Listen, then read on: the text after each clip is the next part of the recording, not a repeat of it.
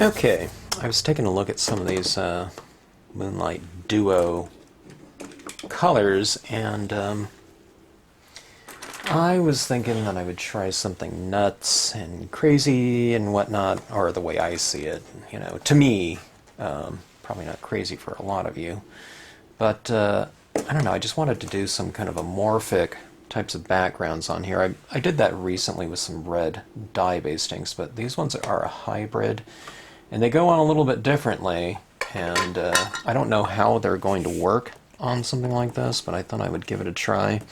But I don't know, some of these brighter colors kind of inspire, I don't know, some different kind of thoughts maybe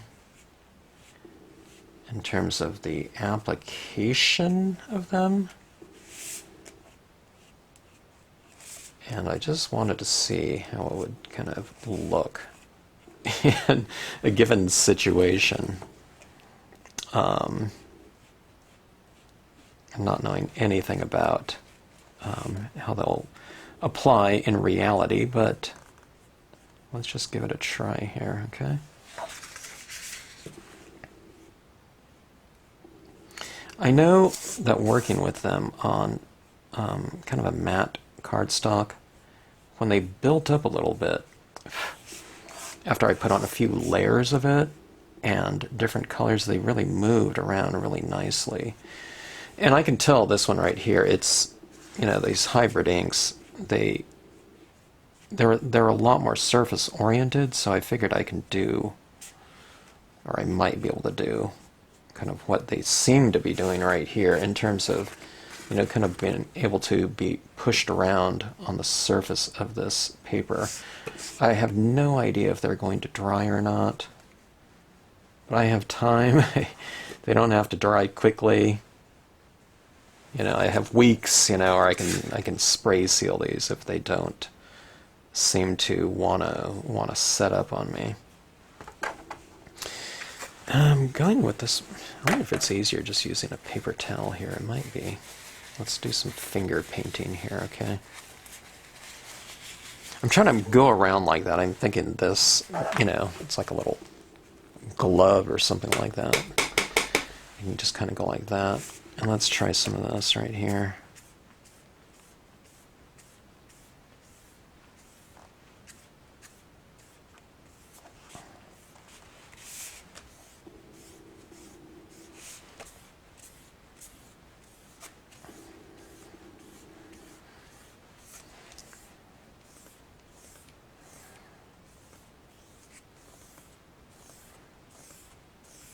I guess there's still that dye aspect to them, but I am able to spread it around a little bit, so. And there's an aspect of it that won't spread around, so there's that too. Okay, let's try that. Let's go in with this. Okay, this is Martian green, this is space moss. Okay, let me use a little bit more of that before I move on.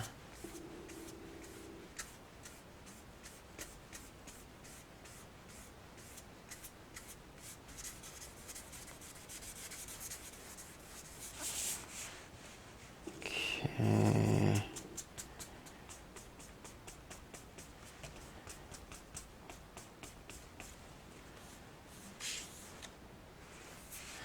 Texture, I don't know. Could end up looking like a crazy disaster, which I'm kind of halfway expecting, but we'll see. Okay, here goes this other color. I like the addition of this other color in here. So the first color just alone is looking a little bit scratchy on me.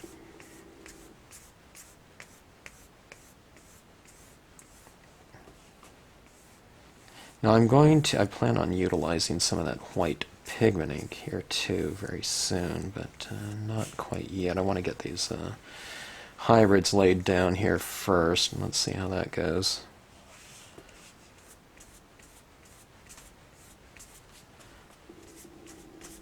I've heard these are permanent, let's see what that how that comes into play. Let's overlap some of those other colors too, as we add other colors over the top.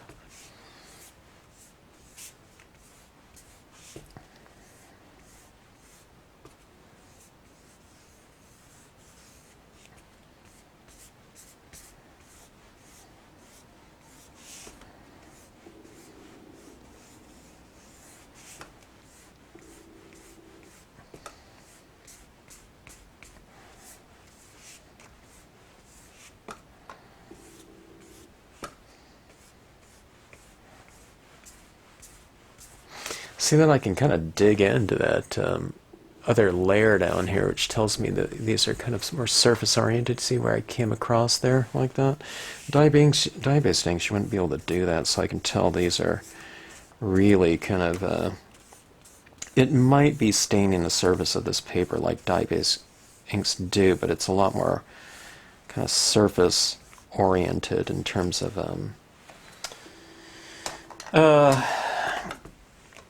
in terms of the fact that it's just not completely stained, in terms of a surface, it's malleable, I can move it around still.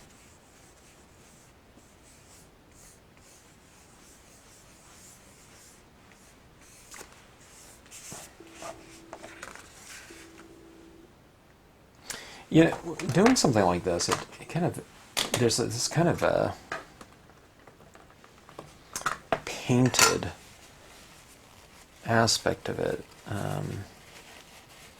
that I haven't really experienced in a very long time, because I've typically been working with dyes, and I haven't been doing things that, on surfaces in a very long time that can be manipulated, kind of deep into the process like that. Like, I'm adding this, I don't know, what color is this?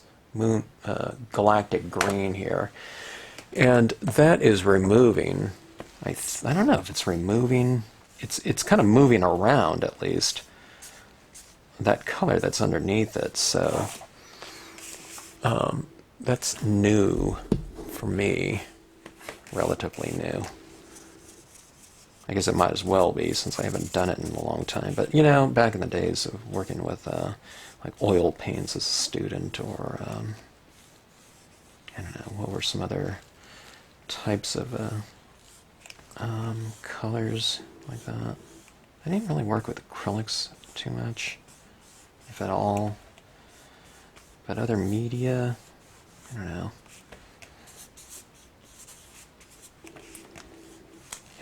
Chalks, Conte crayons, and such. Okay, now, these ink pads, it's tough to take some ink right into a brand new pad that's completely clean, but, these are kind of made to do that, so you just, it's made for like a stamp to stamp in here, and then you stamp a little bit on that white there, and you get this kind of a fusion impression of it. But I'm taking some of that white ink, and I'm going to start to apply it in here as well, so I can get kind of this lighter shade in here, okay, or different effects like that. It's almost like, I feel like I'm erasing or something like that, but it's not really erasing. I'm doing this additive type of process, so it's kind of this fusion version of that given hue. It's a lighter version of that, and that's the concept of these.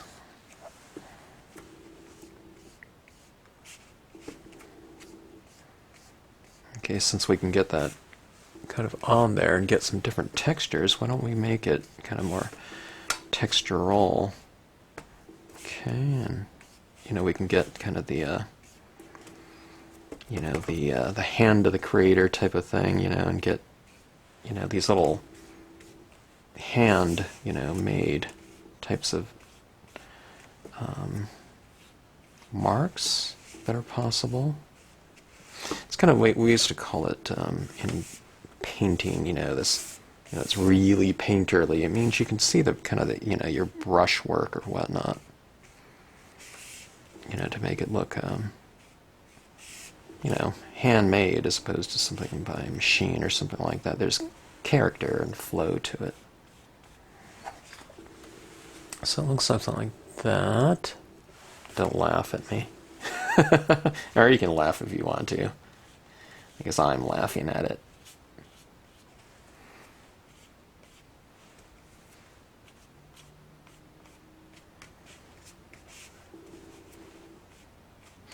All right. Okay.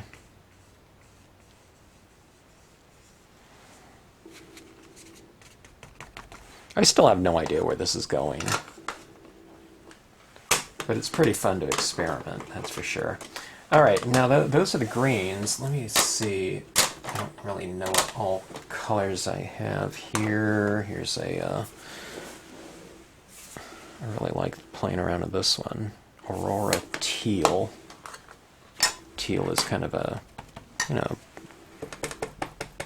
blue-green color, and this one's a very dark version of that. Let's see about that. Ooh, that is really dark. But then as you kind of go through this and it mixes with the white, it's not quite so dark, is it? Boy, that sure is messy looking, isn't it? What I just did there. Like moving around all kinds of... I feel like I'm moving around paint on the surface, and that's how I see pigment inks. I see them more as like paint. And it is really quite surface oriented. You know what it feels like I'm doing here? It feels like this is oil pastel. And I can just go right into it like that and move it around. That's what it feels like.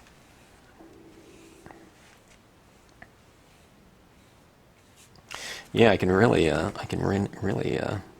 of manipulate that surface right there, because it is lying right on the surface, and it's very wet.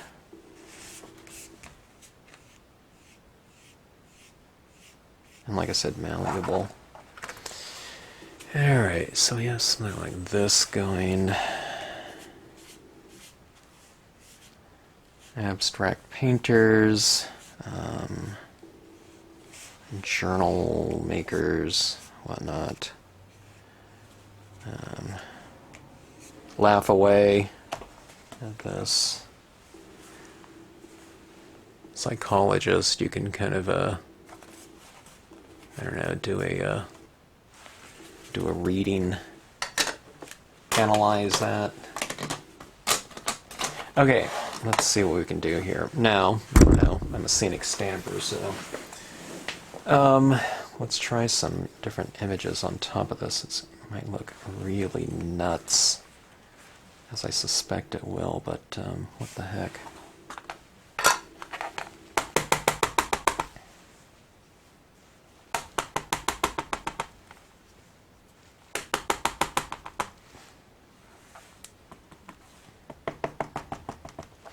Alright, that's black, and I don't know, let's get some of this ink on here, like this, some of that white, like so. So crazy putting that black into a white pigment ink pad, but that's what they say to do, so glad to oblige. Okay. I don't know why that stamps out as well as it does. It doesn't seem like it would in theory because I'm stamping it into pigment ink. I guess because this is not just dye-based ink that I'm using here. It's a hybrid, so it's stamping kind of pigment ink into pigment ink here, so it accepts it? I don't know, accepts it surprisingly well. Now, I don't know if this will ever dry in my lifetime, but, you know, because I'm doing this on glossy cardstock, but we'll see.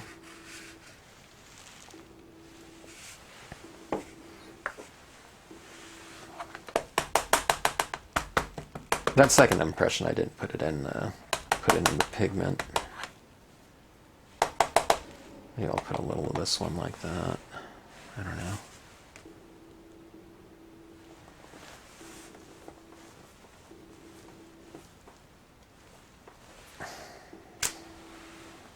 Oops, I didn't press hard enough right there. That's okay. And let's go for another one of these. It kind of gives you this. I think I didn't ink it up here. I was missing that. Sometimes I'm a little scared too when I'm inking this up to move this over that way. So I can see I missed that one, but you just turn it that way to ink it up.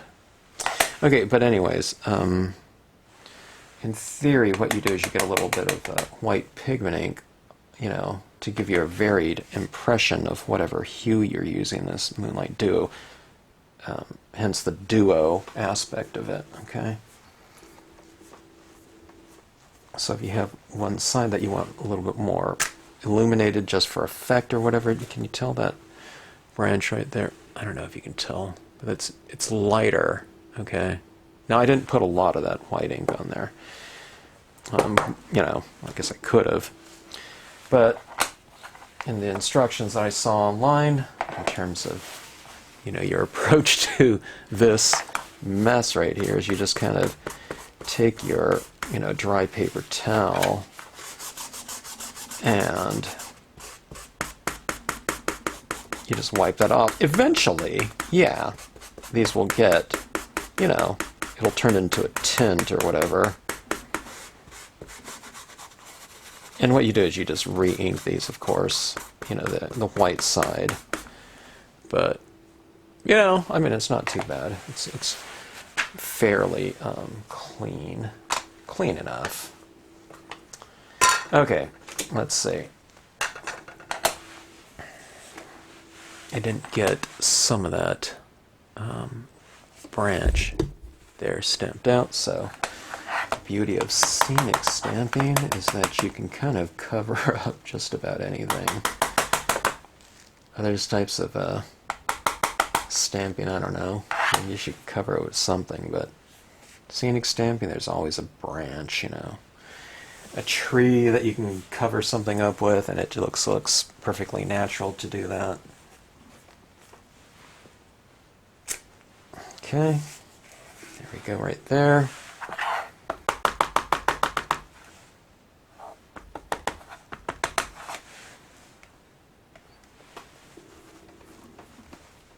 The cover-up often, I don't know, enhances, you know, something in addition to kind of obscuring what you don't want someone to see. It can add to the overall appearance of the piece. Okay.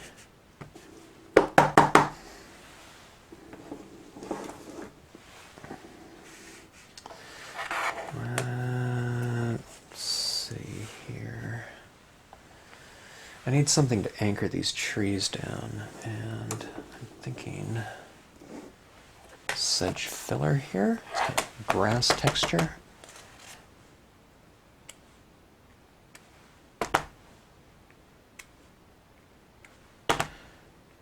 You just continually overlap.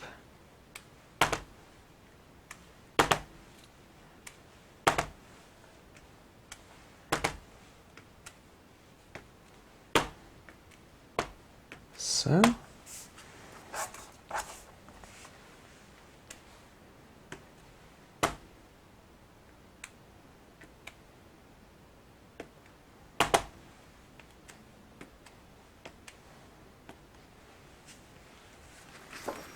okay, see how that kind of anchors down that the trees into the surface, into the yeah, the foundation or whatnot.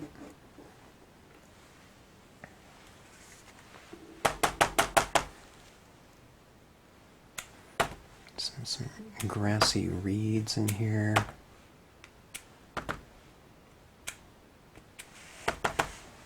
About like so.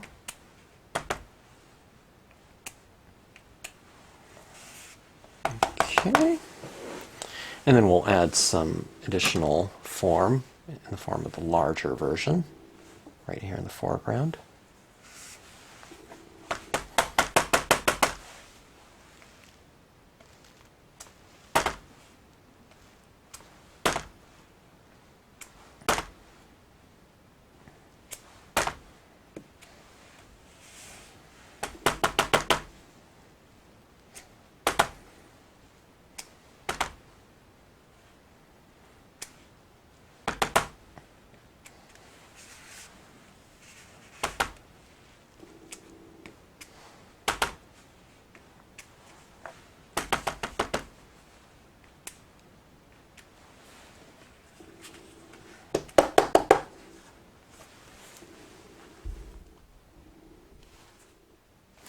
All right, let me see if I can do something here too.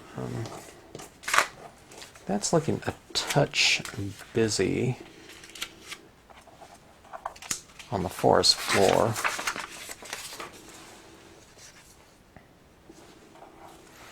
So let's add a little bit of tone and maybe some shadows to anchor the composition down a touch. Okay. All right.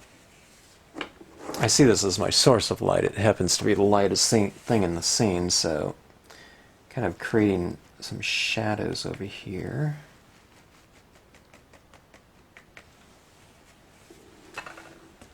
Let me blot that off a little bit. It's a little bit too dark. Let's go with kind of more of a gray scale like that. Really a lot lighter, and I can have a lot more control over my application of the medium. Okay.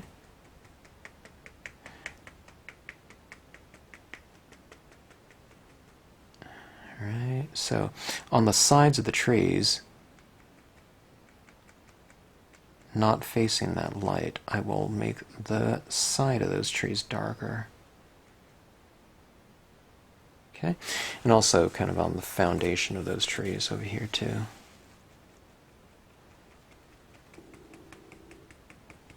I like kind of creating a little bit of a strong vignette. Okay, let's do it over here too. So the trees on this side of the scene will be, we'll add those shadows on the opposite side of the tree because they're on the other side of the light. So light's right here. So these trees will be left side toned so that they're right side illuminated. Does that make sense?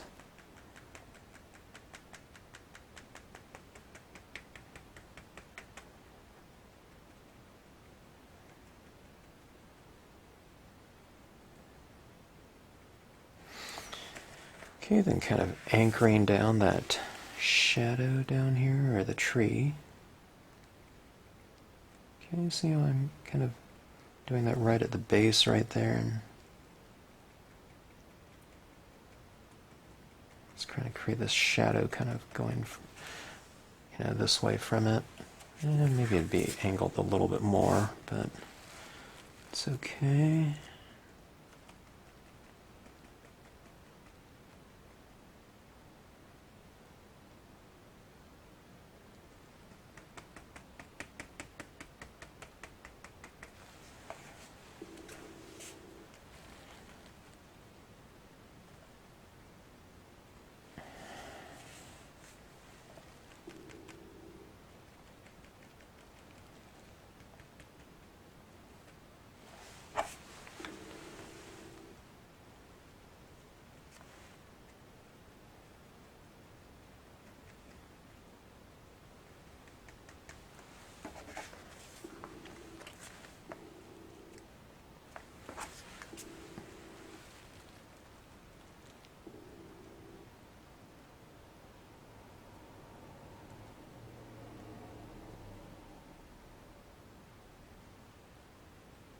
Kind of making a little bit more of a kind of this little horizon surface right here.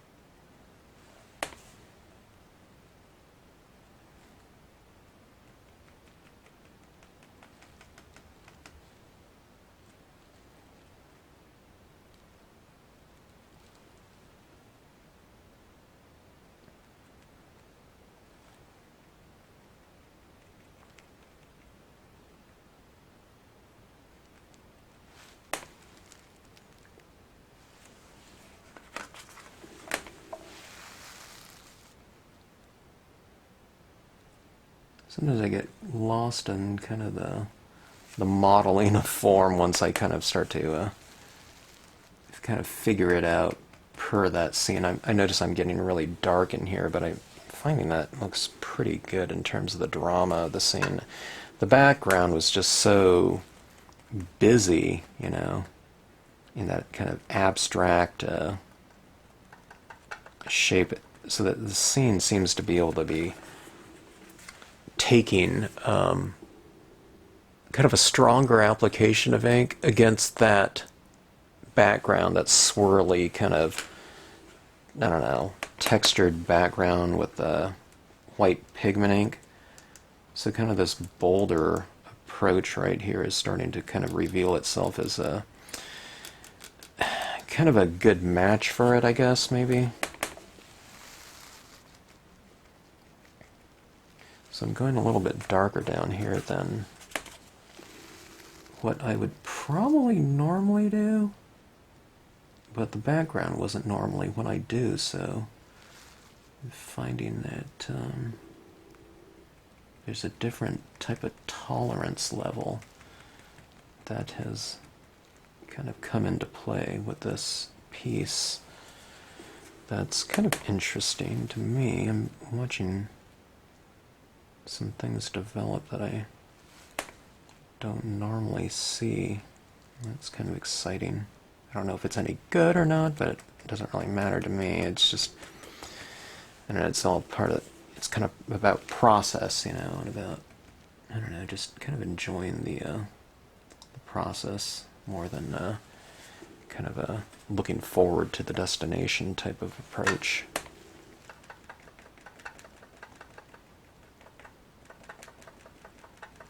I don't know, it's kind of, I don't know, maybe that's rationalizing too, you know, setting myself up in case it doesn't come out, you know, come out well, then I didn't care. But I don't think that's really the case. I think it's, you know, if you kind of can approach your pieces kind of in a more fearless manner, it opens up the possibilities in terms of you know, kind of what processes you're willing to kind of investigate, as opposed to kind of being fearful of the final result, okay?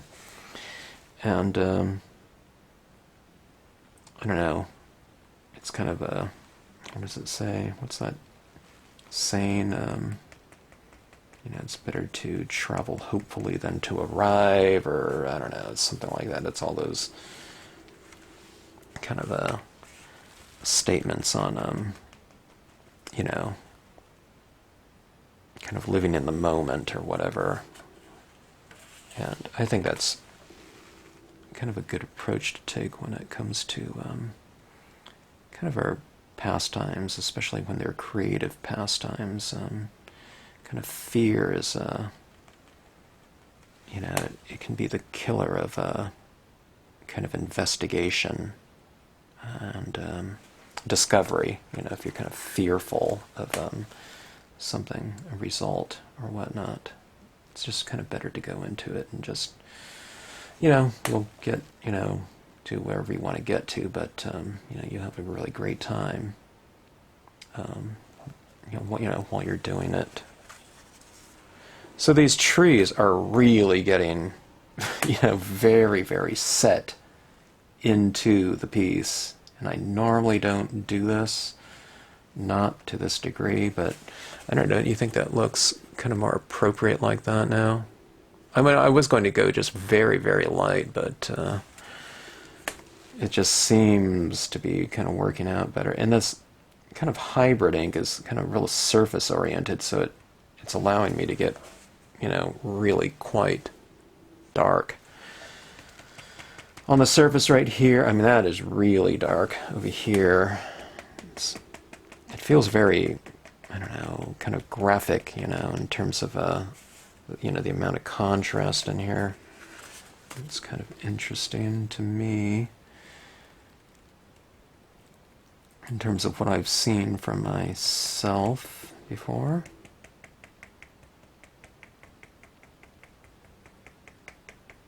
Cutting down the contrast in those reeds right over there. All right, So that is that. It really needs a figure. It's like a stage without an actor, whatnot. Maybe I could put another tree in here too in the background. I don't know.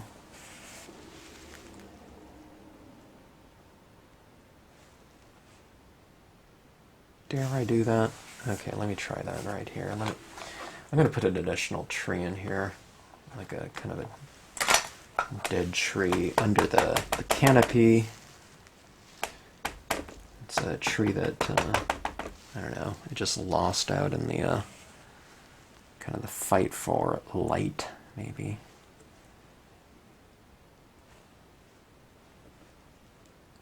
I'm doing this too over on this side, or I don't know, somewhere in the scene, just to break up the monotony of, you know, kind of tree trunk, trio, tree trunk, trio, tree trunk, you know. It was too kind of mirrored, so let's kind of break this up a touch by just putting something over here like so. Okay. I don't know. Let's break it up even more. Let's go with 2 of these like this.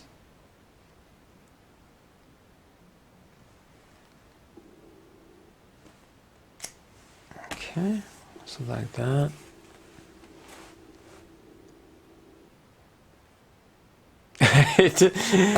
Maybe I could have gone a little bit higher or something like that. I don't know. It looks okay. It looks better than before, I think. All right, I need some kind of image in here to pop right in here. Let me go see what I have, and we'll finish the scene off. Okay, this Lone Rider right here is my choice. I haven't used her in a little bit. Okay, let's put her right here. Kind of right on center stage, I think.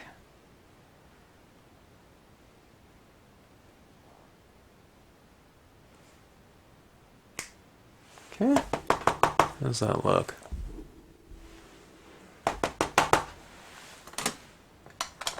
All right, now I usually use this pen or gel pens and whatnot.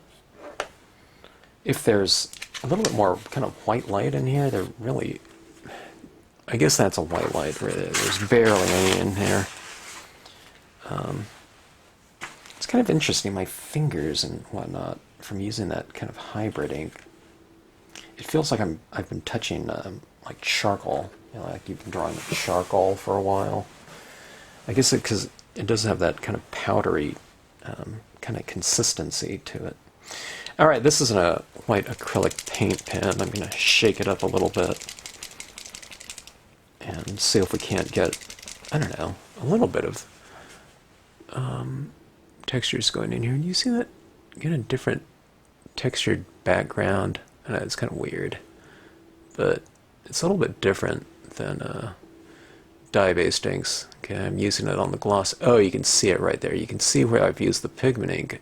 You see that reflection up there? So there's this different kind of tactile feel to this that I'm not really used to.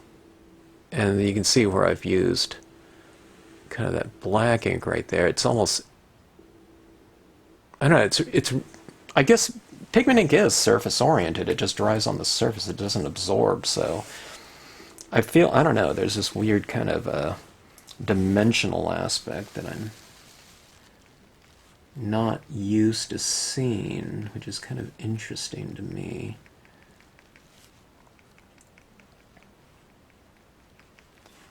It's you know, really similar technique and process that I went through, but just the fact that I'm kind of using a different medium and getting different results, or a subtle change in results, is kind of an interesting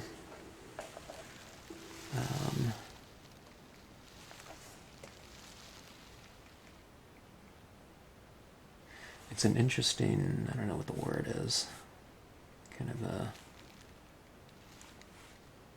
notion or whatever. Okay, so see, here's the light right here, so I'm left side adding left side illumination, okay, on those trees right here.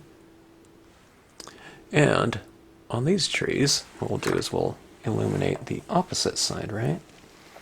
Any kind of side of the tree, or whatever your objects are facing the light, you can use that as an opportunity for a little bit of illumination. Like these branches right here, the light is underneath these branches, so I'll bottom light these branches, okay? It's one of those subtle little additions that you can do to your piece that is really fun to do, and I think all those little types of things that we can do on our pieces, no matter what they are, that you can do these little highlights like this on a word stamp, you know, or something like that. Happy birthday, and they could be little kind of twinkly, just like these stamp heads right here, you know.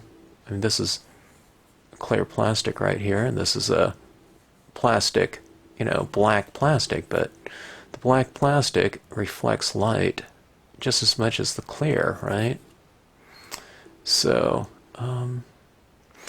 you can put on these little highlights like this with things like white gel pens or these white paint pens, and put little sparkles on word stamps or whatever, and it makes them look a little bit more three-dimensional, because you're saying that, you know, different areas of the object or shape or whatever are reacting differently in accordance to where the light is, okay?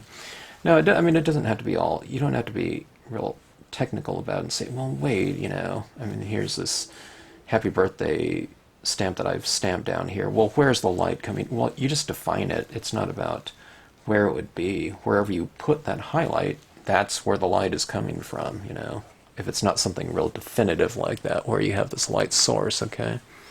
You just define wherever you want it to be, and just keep it fairly consistent, you know. If you have a happy birthday right here, and there's streamers coming from above, and there's, you know, something coming from below, maybe the happy birthday is your source of light, even though it's not light. But you can have, you know, bottom light some things and top light other things, or whatever. You just kind of choose where you want it to go, and you know, don't be too technical about it. Just whatever you do, to just keep it consistent. All right, so that being said, here's some highlights on here. I don't know if you can see them. See on the trees on the right side of the scene, I have it left side illuminated with a few little highlights. See those right here?